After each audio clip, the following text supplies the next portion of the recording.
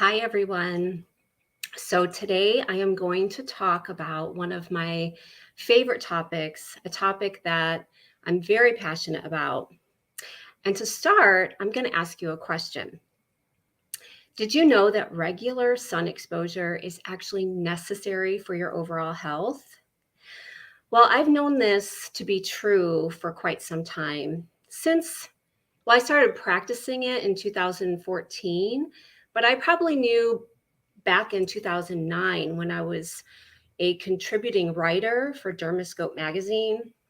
And I was doing a lot of research, and I actually wrote an article all about sun exposure. Super interesting. So it started back then. And even after all my years of experience and training as an esthetician, I knew something was missing in the information that I was receiving. I mean, as with everything else in nature, the sun has a purpose. And that purpose probably surpasses our current understanding. We know that life would perish without the sun, correct? Plants and crops thrive with the proper amount of sun exposure. And even though we are not plants, doesn't it make sense that we too, as people, thrive with the proper amount of sun exposure? Well, the answer is yes. And now the science is being documented, and many scientists as well as doctors are speaking out and telling their viewers that we've really done a disservice to people because we need to find balance with the sun. The sun is so necessary for our health and our ability to thrive. So this is very exciting research that I'm just so passionate about, but I know it's conflicting information. And so it can be a little bit controversial as well. But I invite you to start doing your own research around this subject. It's truly fascinating. So what I say is the sun is not to be feared and avoided, but it is to be respected. And this was a quote given by Dr. Zach Bush, one of the doctors that I follow, and I've partnered with his company as a practitioner. And I think he's absolutely right here. He's right on, spot on. Okay, so when we think of the sun and our health, we automatically think of vitamin D. Vitamin D, in fact, is a hormone that is produced in our skin in the presence of sun exposure. And sun exposure is the natural source for vitamin D, and it is the most important source as well. Okay, moving on. The sun and its nutrients. So nutrients obtained from the sun are called photonutrients. And I first heard this term at a health seminar and skin clinic that I attended in Menor, Ohio. And the doctor presenting, he was actually one of the authors for this book that I'm going to show you right now, right here, Embrace the Sun. He used to come to Cleveland on a regular basis and give talks, and he was a big promoter of regular ongoing sun exposure. I highly recommend this book. You know, most books will focus on vitamin D. This book goes far beyond vitamin D because there are many benefits from regular sun exposure independent of vitamin D. And most of these photonutrients have not even been discovered scientifically. But this is where science is heading, which makes it very exciting that we can obtain health through something that's free, such as the sun. So let's go over some of those health benefits. Healing rays of the sun. Okay, so I categorized it vitamin D benefits in the one side on the left side, and benefits independent of vitamin D. So we know that vitamin D is absolutely essential for bone health, and as well as teeth formation and health as well. Vitamin D supports healthy heart function. It supports the immune system. It maintains muscle strength and tone. So if you don't want flabby muscles, people, you need to get some vitamin D in your system. And it increases our resistance to infections, particularly bacterial and viral. Vitamin D supports healthy cognitive function, and vitamin D is also very necessary for normal cell division. Now, moving on to benefits independent of vitamin D in terms of sun exposure. So, sun exposure has been known to balance our circadian rhythms.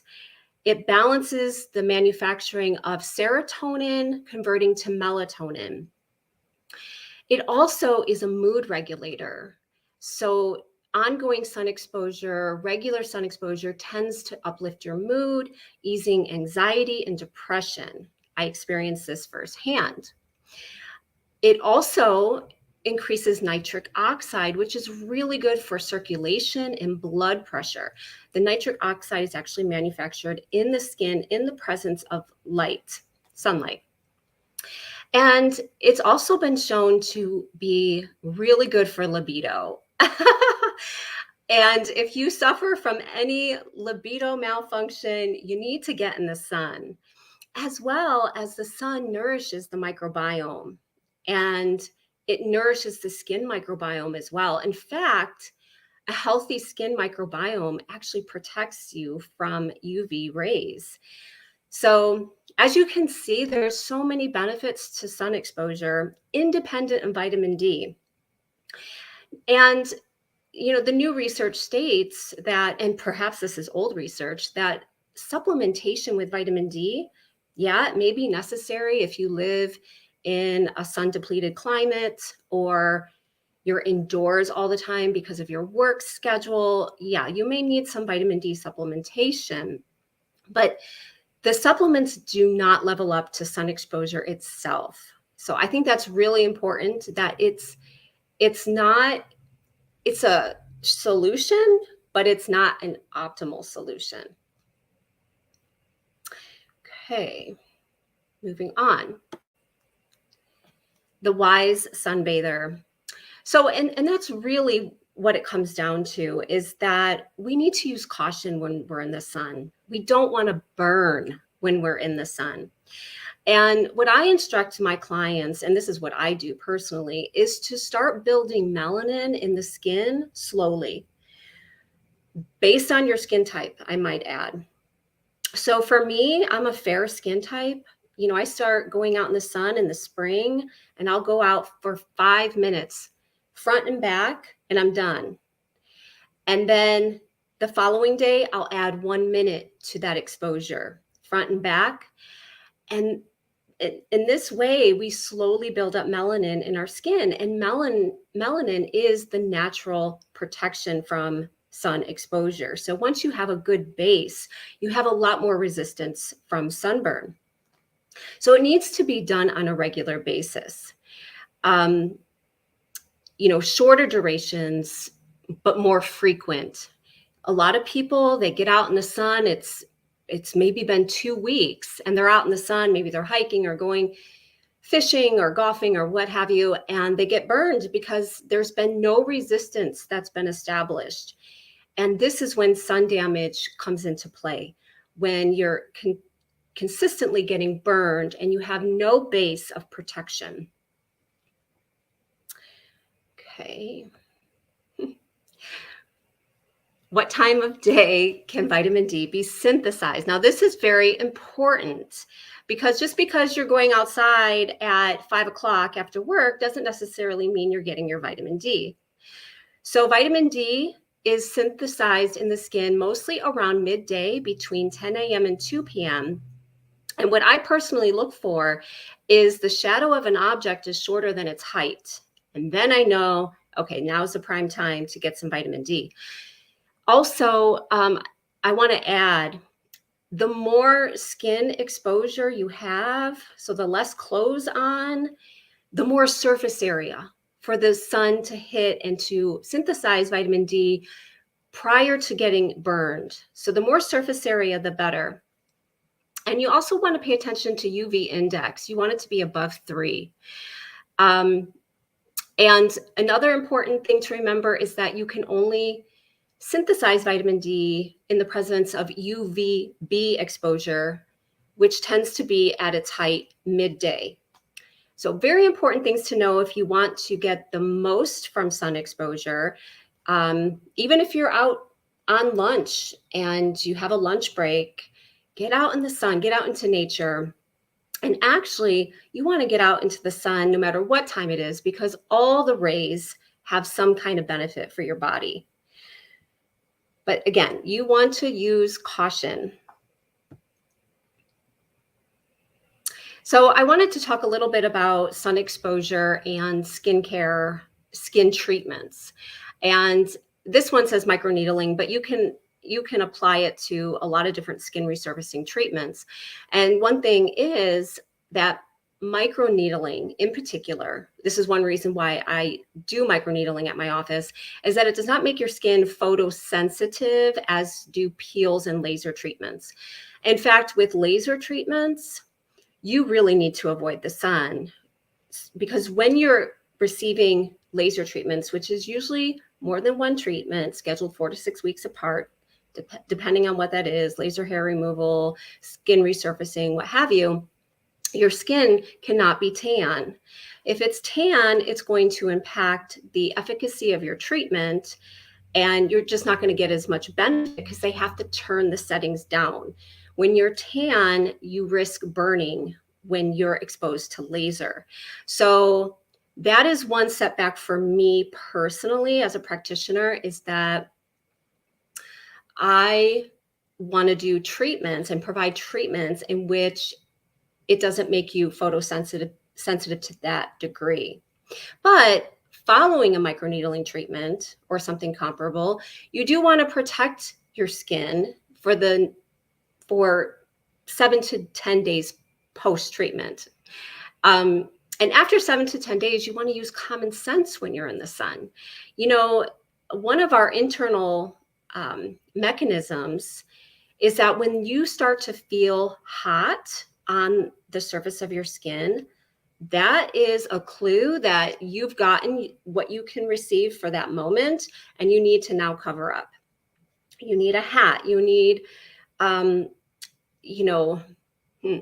not sunscreen, not a chemical sunscreen, but maybe some zinc oxide, or you need to seek shade.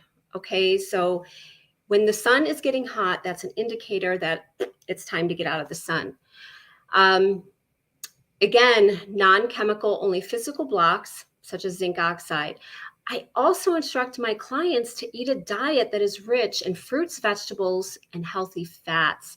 This will provide inner SPF. This is supportive to your skin being out in the sun. If you eat a lot of junk food and you don't eat a lot of fruits and vegetables, maybe you're not a fruits and vegetables kind of person, your skin has lower resilience to the sun and accumulating sun damage. You also want to stay hydrated. So hydrated skin has more resiliency.